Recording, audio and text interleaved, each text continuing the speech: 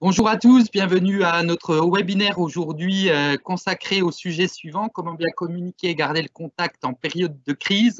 Nous avons souhaité être à vos côtés dans le cadre du plan SOS numérique commerce pour être aux côtés de tous nos commerçants. Donc, vous aurez la possibilité de poser vos questions tout au long de la présentation et Emeline, notre intervenante, y répondra à la fin.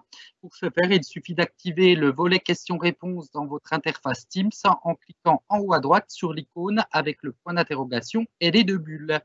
Écoutez, sans plus tarder, je laisse la parole à Emeline Foisset de l'agence Adverti. Bonjour à tous, bienvenue donc dans ce webinaire consacré à comment bien communiquer en période de crise. On va surtout parler donc du coup de votre communication web à privilégier en cette période. Quant à moi, du coup, Emeline Foisset, je suis directrice de l'agence Adverti, une agence de communication web basée au centre-ville de Troyes. On accompagne nos clients afin de développer leur activité et leur visibilité grâce au web. Concrètement, qu'est-ce qu'on fait? On est en fait une équipe de 7 personnes qui vous accompagnent sur tout ce qui est création et refonte de sites web, tout ce qui va être gestion de réseaux sociaux, publicité sur les réseaux sociaux, tout ce qui va être référencement, que ce soit référencement naturel ou référencement payant, tout ce qui va être aussi envoi de newsletters, de mailing, ou bien encore mise en place de scénarios de marketing automation. Alors Nicolas, je ne sais pas si c'est volontaire, oui, ça, ok. Et donc du coup, notre agence est Google Partner. Aujourd'hui, j'interviens dans le cadre de l'association Perspective Numérique. Je viens de m'apercevoir que j'ai oublié de mettre le petit slide qui allait bien. Perspective Numérique, en fait, est une association impulsée par la Chambre de commerce et de l'industrie de Troyes et de l'Aube, qui regroupe une dizaine de prestataires du numérique, dont l'objectif est en fait de sensibiliser et de former les entreprises du département à tout ce qui est numérisation de leurs entreprises. Concrètement, nos actions principales consistent en des conférences mensuelles, ce qu'on appelle des matinales qui ont lieu les vendredis matins. Donc, je crois que c'est le 3e vendredi de chaque mois. Vous allez bientôt pouvoir découvrir le programme pour toute l'année 2021. Et enfin, on a un autre aspect assez fort au sein de l'association qui s'appelle le DOTN. C'est un diagnostic d'opportunité de transformation numérique, c'est-à-dire un diagnostic 360 de votre entreprise pour savoir sur quels axes vous pourriez vous numériser ou peut-être vous numériser davantage afin de gagner en productivité, en efficacité, etc.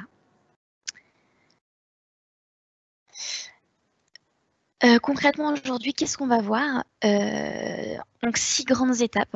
La nécessité de s'adapter au contexte actuel, comment adapter son site web, adapter sa présence sur les moteurs de recherche dont Google, comment tirer profit des réseaux sociaux, un aperçu d'autres actions web marketing que vous pourriez mettre en place, et enfin les plateformes auboises qui pourraient être un bon relais pour votre commerce.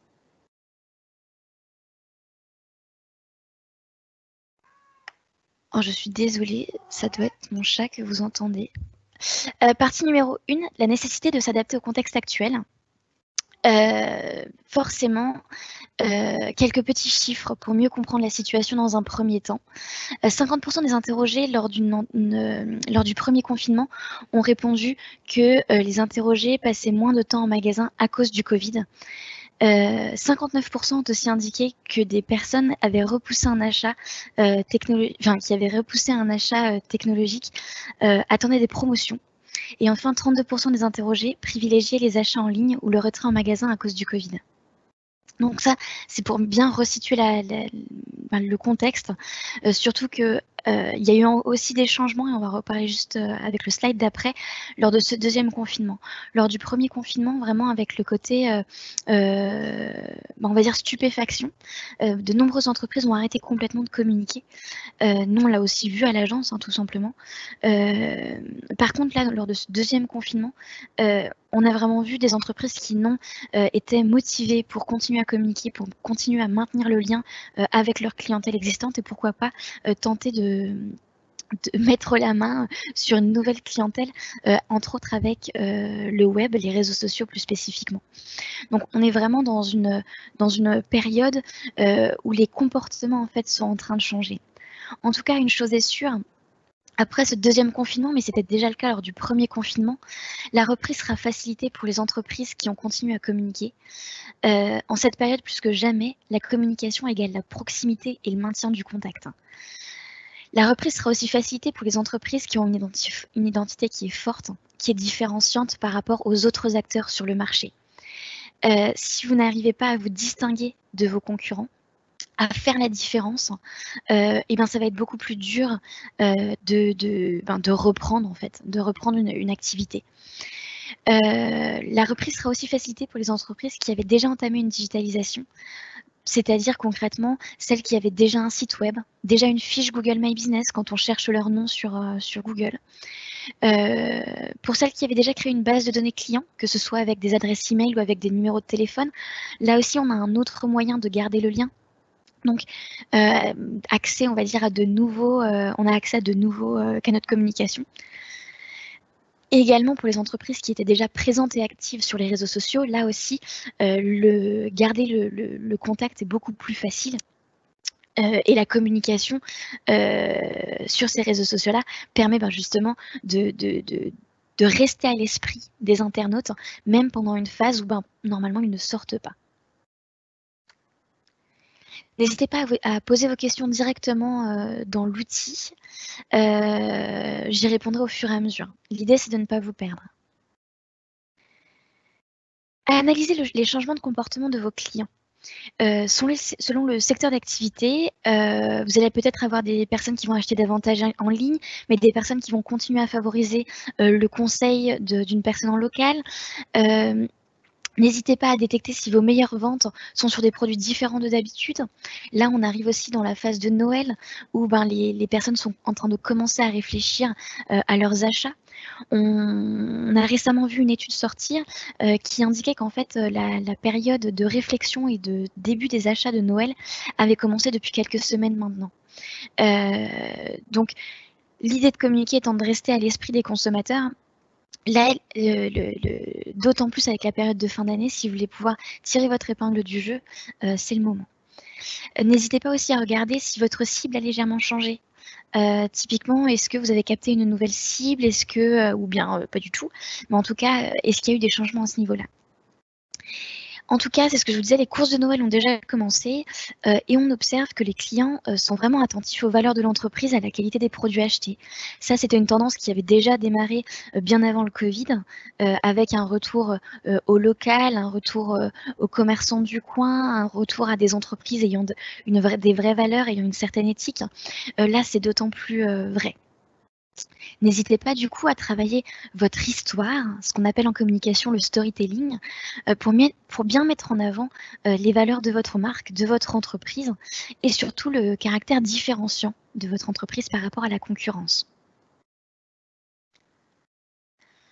Ce à quoi on peut s'attendre en termes par rapport à vos clients, c'est qu'on a des internautes, des consommateurs qui sont un peu inquiets. De manière générale, on est dans un environnement assez angoissant. Donc du coup, on a des personnes qui vont vouloir échanger avec vous sur un certain nombre d'aspects, qui vont vouloir vous demander peut-on réserver un produit? Est-ce que vous faites de la livraison à domicile? Quels sont les délais de livraison? Pensez-vous pouvoir être livré à temps à Noël? Etc. etc.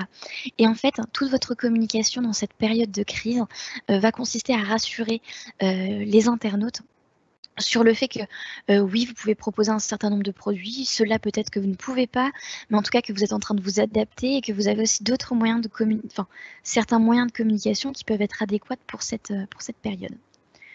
Ce à quoi on peut également s'attendre, ce sont des CPC et des CPM plus élevés. Alors ça, ce sont deux termes qui parleront spécialement aux personnes qui font déjà de la publicité. En fait, que ce soit de la publicité via Google Ads ou de la publicité via Facebook Ads ou encore Instagram Ads par exemple, on parle donc du coût par clic et du coût pour 1000 affichages. Potentiellement avec la période de Noël et avec une période où il y a de nombreux acteurs qui font de la publicité, les CPC et les CPM risquent d'être plus élevés. Que ce soit du côté de vos fournisseurs, pour vous faire livrer, bien évidemment, on peut s'attendre à des délais de livraison qui soient plus longs. Et du côté des clients, si le confinement est amené à rester un petit peu, on peut s'attendre aussi à ce qu'il y ait des délais de livraison plus longs. Que ce soit que vous mettiez vous-même en place un service de livraison ou que vous passiez par des transporteurs. L'idée par rapport à ce contexte, en fait, c'est de s'adapter. Concrètement, est une année très spéciale. Il faut comparer par rapport à l'année passée, donc 2019, quels sont les changements qui ont eu lieu et quels sont les changements que vous pouvez apporter par rapport à cette crise sanitaire. L'idée, c'est bien évidemment aussi de revoir le planning de vos offres, de vos événements, de vos actions commerciales particulières. En effet, dans ce contexte-là, et on l'a vu tout au long de 2020, le timing, les délais, le calendrier est hyper important et il a fallu tout au long de l'année jouer avec ce calendrier. N'hésitez pas à ajuster la tonalité de vos messages. Soyez léger mais pas trop, toujours une pointe de bienveillance envers votre cible, toujours préciser à quel point vous respectez les normes d'hygiène. Si par exemple vous avez décidé de mettre en place du click and collect, on reviendra dessus, mais cette méthode qui permet de prendre contact avec vous pour réserver et ensuite que l'acheteur puisse venir dans votre magasin, dans votre boutique, récupérer ce qu'il a commandé. Si vous avez mis en place le click and collect, n'hésitez pas à insister sur le fait que la récupération de sa commande se fera dans le respect des normes d'hygiène. Privilégier, même si bien évidemment j'entends ça coule de source, mais de nouveau l'internet il veut juste être rassuré en fait. Privilégier les achats. On peut s'attendre aussi à ce que les achats en ligne et le click and collect donc, soient favorisés pour limiter donc, le temps passé en boutique et donc les contacts physiques. Noël approchant, j'ai hâte de savoir comment ça va se dérouler. Vous allez avoir les personnes qui vont vouloir retourner en magasin pour faire leurs achats en vue de Noël et vous allez aussi avoir celles qui vont avoir peur de retourner en magasin par rapport à Noël justement parce qu'elles se disent je vais voir ma famille, je ne vais pas y aller la veille de Noël ou je ne vais pas y aller la semaine avant Noël. Pour justement limiter le risque, pour limiter les risques en fait. Donc soit on va avoir des achats de Noël en termes de dates qui vont être décalés, soit on va avoir des achats de Noël qui vont se faire de façon différente, c'est-à-dire plutôt en click and collect par exemple. Je vous ai mis aussi l'autre notion web marketing qui va bien, c'est tout ce qui est web to store. En fait, c'est quand le web, vos canaux de communication sur le web vous servent en fait à développer votre activité directement en magasin.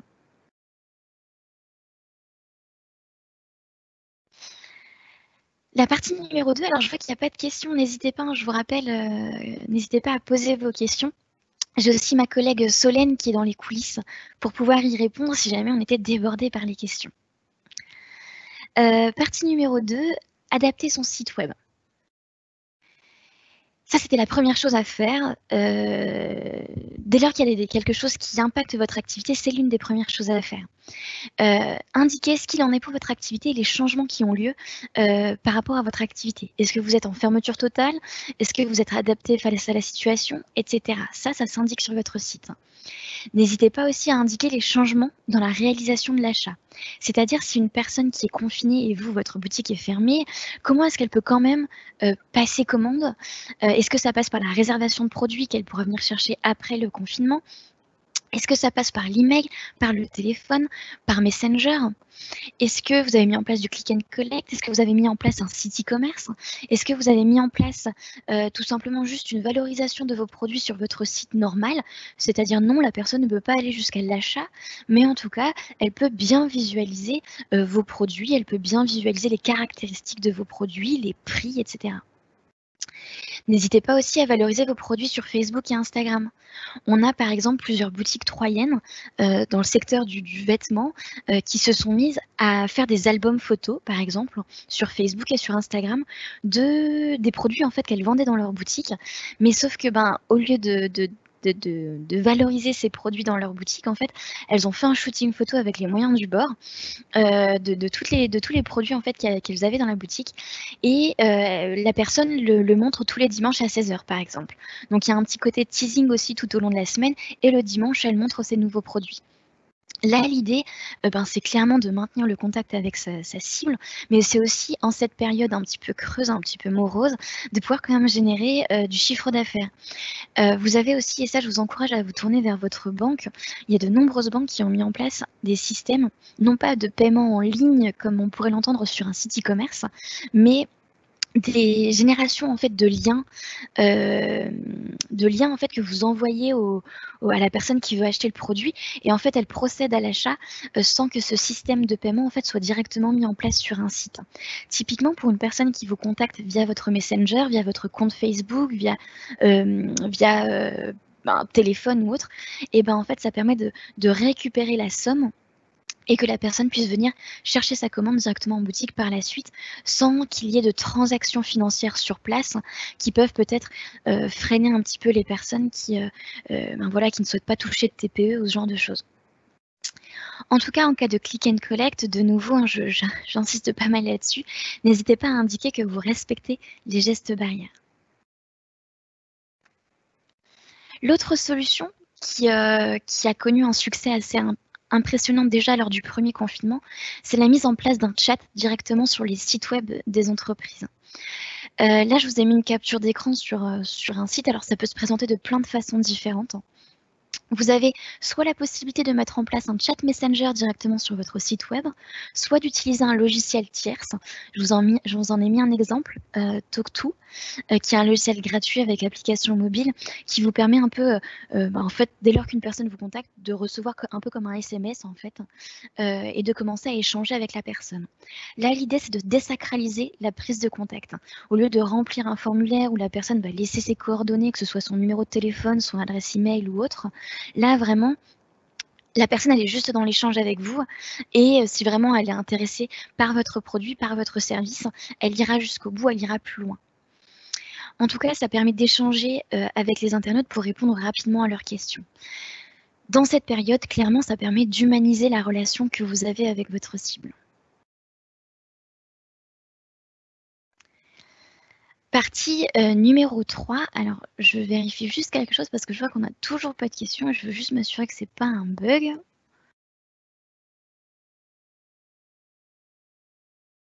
Apparemment non. Partie numéro 3, du coup, adapter sa présence sur Google.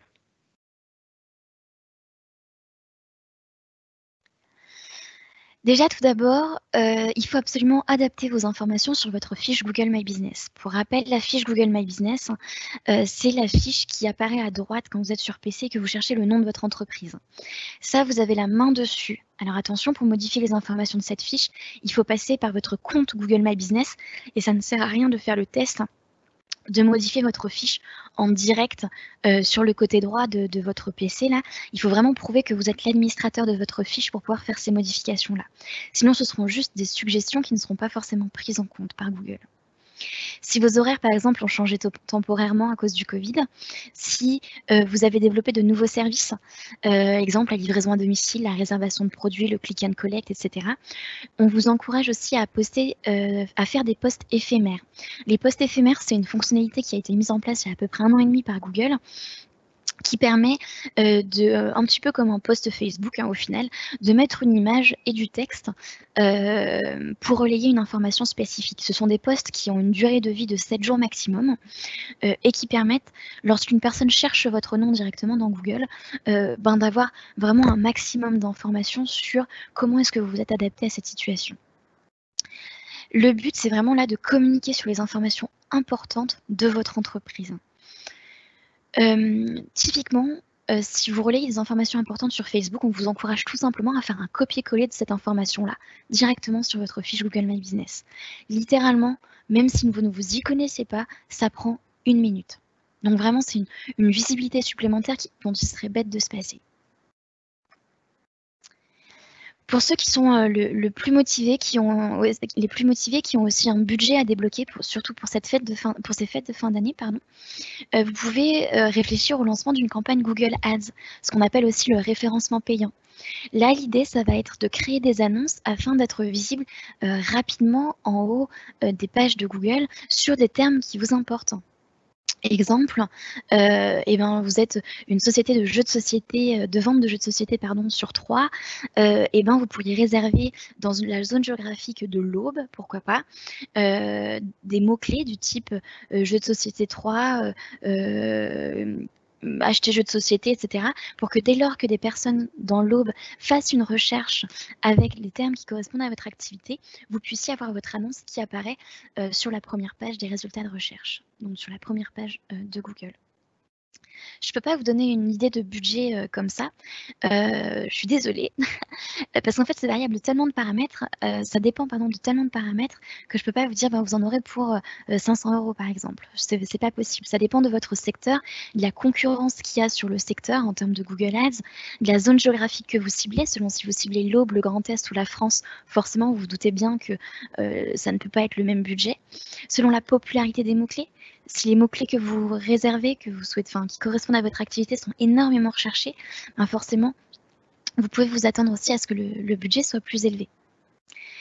En tout cas, ça peut être vraiment un moyen de gagner rapidement en visibilité pour les personnes, par exemple, dont le site web a un référencement naturel qui tarde à arriver, qui se fait attendre. Ça peut être un bon moyen de pallier ça. Partie numéro 5, comment tirer profit de vos réseaux sociaux? Moi, j'ai toujours tendance à dire qu'en web marketing, il y a deux choses absolument indispensables. C'est votre site web et votre fiche Google My Business. Le site web, tout simplement parce que si les personnes ont besoin d'une information, il faut qu'elles puissent les trouver rapidement avec un site web. On est sur des informations officielles. La deuxième chose, c'est une fiche Google My Business. Tout simplement parce que c'est gratuit et que ce serait bête de s'en passer.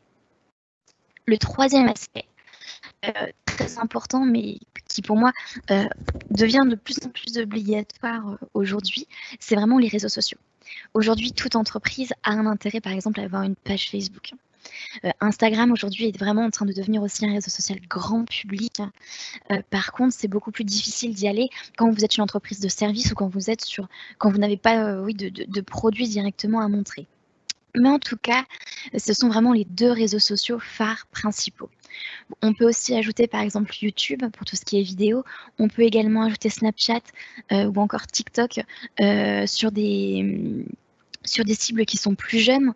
On peut ajouter Twitter pour une cible qui est un peu plus geek, un peu plus experte dans un domaine, dans le monde du journalisme, dans le monde de la start-up, etc.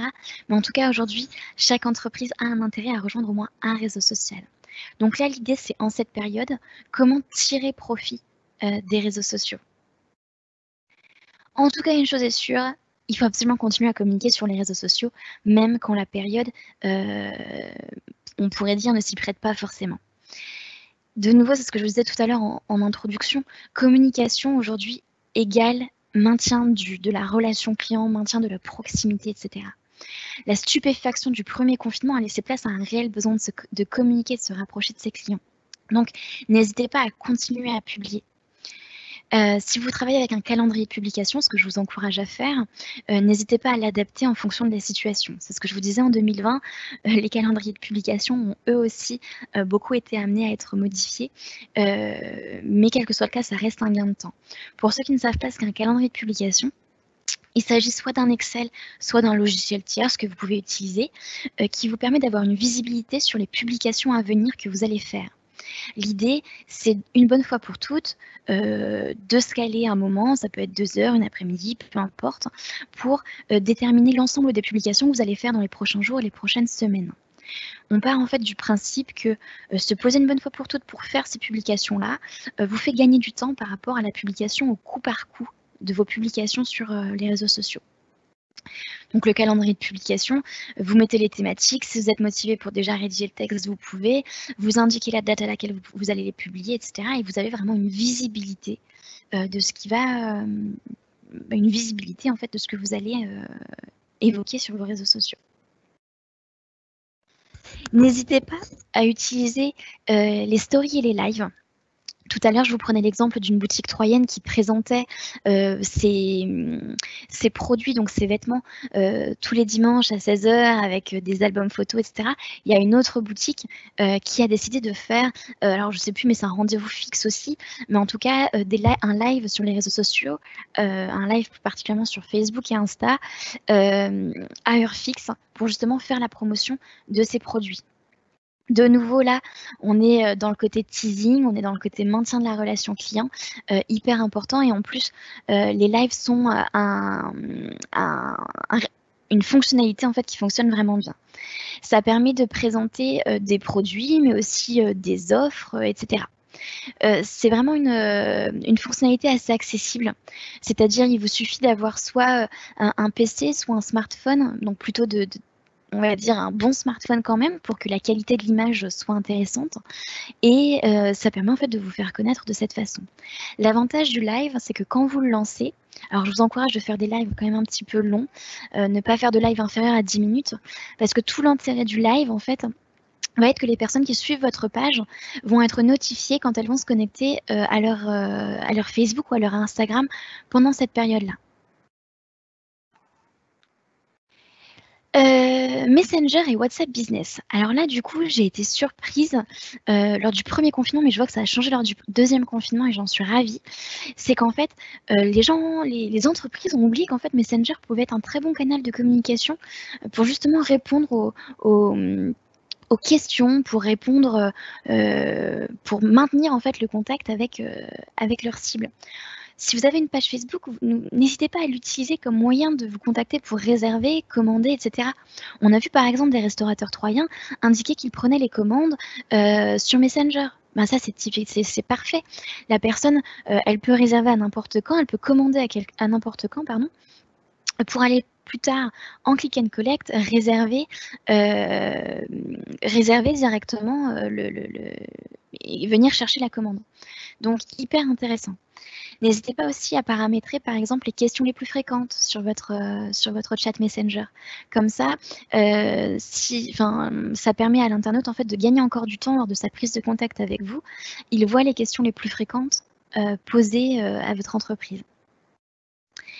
WhatsApp. Il faut savoir que WhatsApp donc, appartient à Facebook, mais WhatsApp a également une version business. Donc, si vous êtes plutôt familier avec la version particulier de WhatsApp, en fait, vous pourriez très bien créer un catalogue produit directement sur WhatsApp et être contacté via ce moyen. Je ne veux pas faire de l'autopromotion, on a rédigé un article assez complet à ce sujet sur le blog d'Adverty. Donc, je vous ai mis le lien à ce sujet-là. Pour les boosts et les campagnes publicitaires sur les réseaux sociaux, là j'ai fait un petit focus sur Facebook et puis sur Instagram.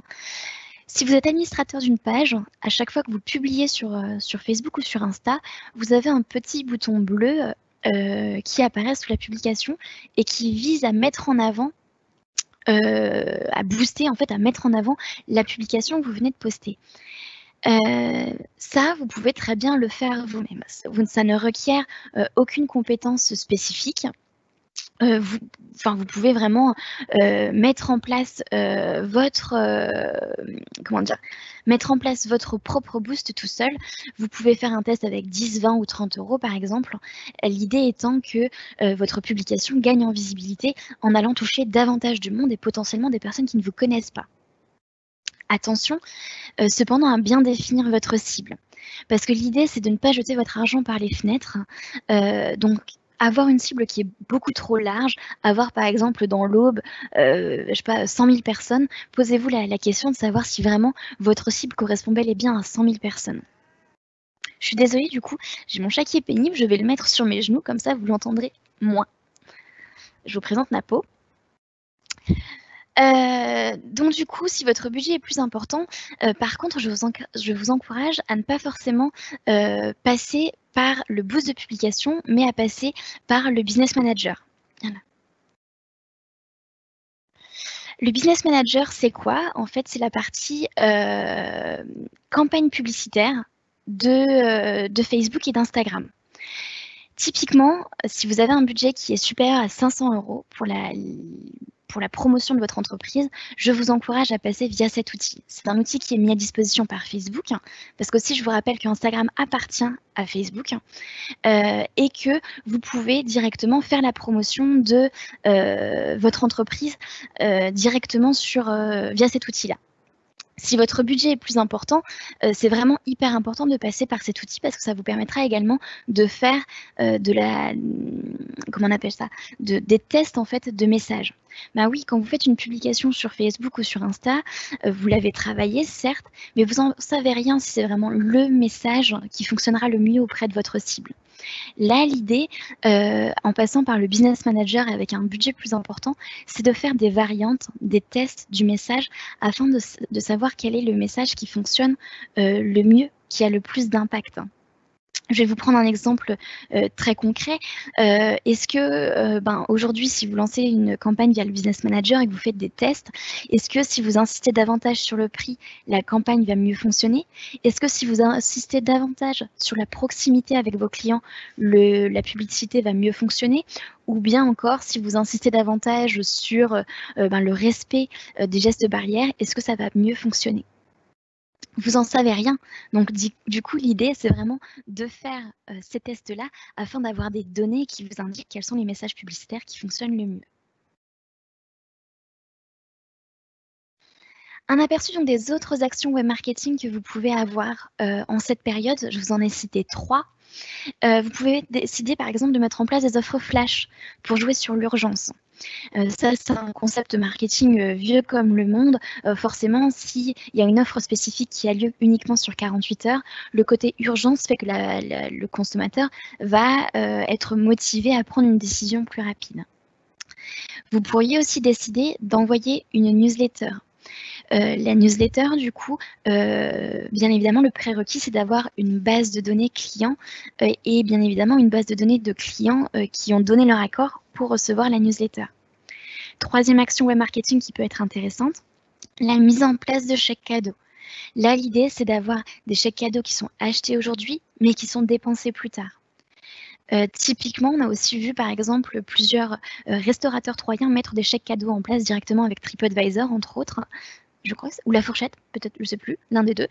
Mais vous pourriez très bien aussi, pour votre boutique, décider de mettre ça en place.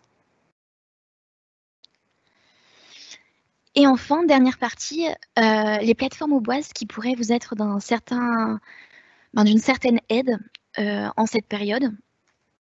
Vous avez par exemple, et j'ai vu ça sur le site de la CCI, les grands gestes, qui est le site de la région Grand Est pour Noël.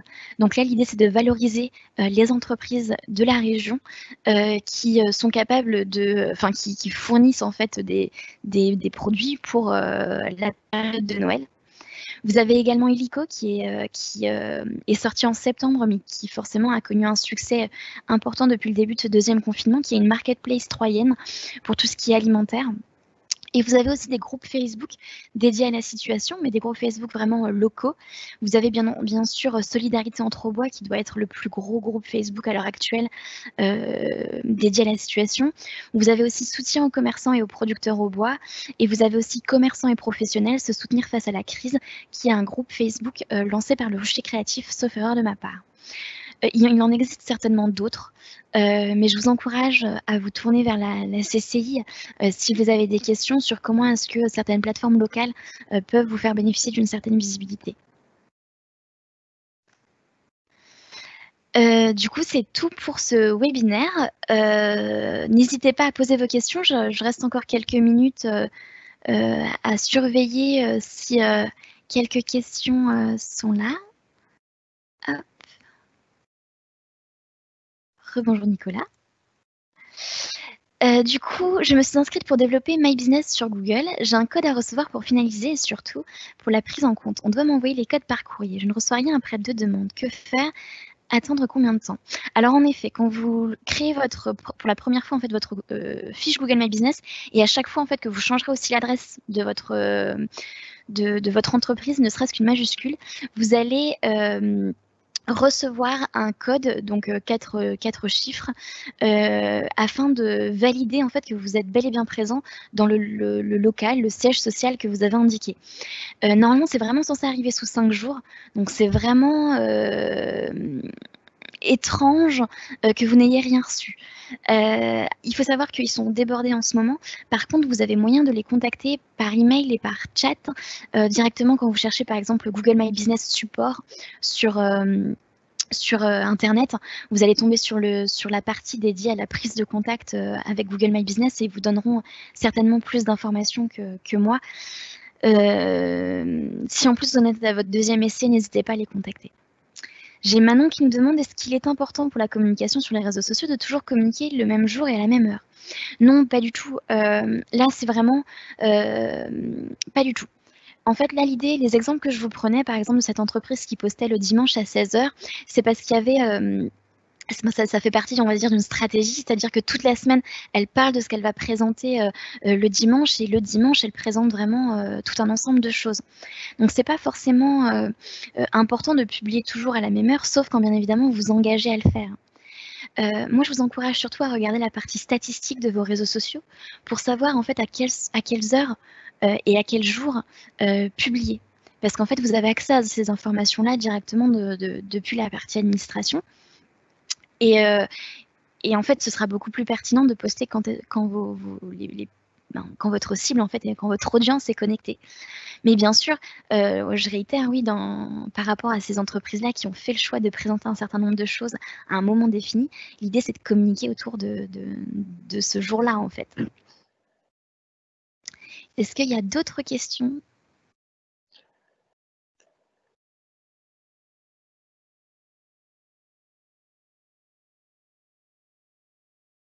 Alors moi, Emeline, je n'ai pas vu d'autres questions pour le moment. Est-ce que tu voulais ajouter un complément d'information sur tout ça avant qu'on conclue peut-être ? Moi, c'est vraiment le côté communiquer. Surtout, peu importe la situation, en fait, là, il faut communiquer. C'est-à-dire que si, pour X raison, ça s'est amené à recommencer ou ce confinement est amené à s'étendre ou ce genre de choses, en fait, il faut faire preuve d'adaptabilité, mais surtout communiquer. Attention, par contre, c'est ce que je disais à un moment donné, il faut toujours communiquer avec bienveillance. C'est-à-dire que dans une période un petit peu morose ou autre, uniquement des actions promotionnelles, ça peut aussi être mal perçu. Mais par contre, si après chaque période compliquée, vous voulez que votre entreprise ait une bonne reprise, ou pourquoi pas qu'elle puisse, pendant cette période, réussir à tirer profit, on va dire, de cette période, n'hésitez pas à mettre en place une stratégie de communication. Voilà. Bien, merci Emeline pour cette belle conférence. Donc, je vous remercie tous également d'avoir répondu nombreux aujourd'hui et rendez-vous donc pour notre prochain webinaire qui aura lieu le mercredi 25, donc dans 2 jours, sur le thème justement, comme Emeline l'évoquait dans sa conférence, de la présence digitale et de Google My Business. Merci à tous. Bonne journée. Bonne journée.